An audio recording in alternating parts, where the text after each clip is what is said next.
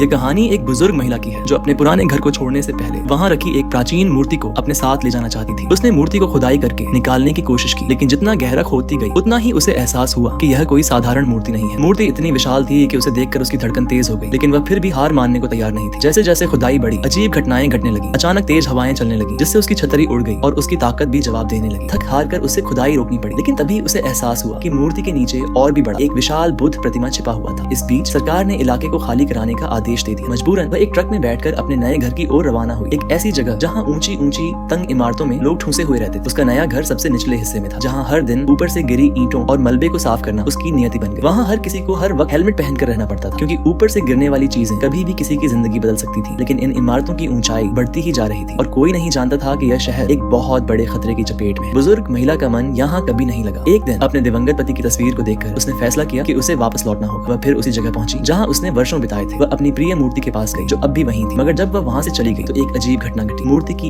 एक उंगली टूटकर गिर गई और उसी पर उस विशाल शहर के ऊपरी हिस्से में भी एक बड़ा हिस्सा बिना किसी चेतावनी के ढह गया।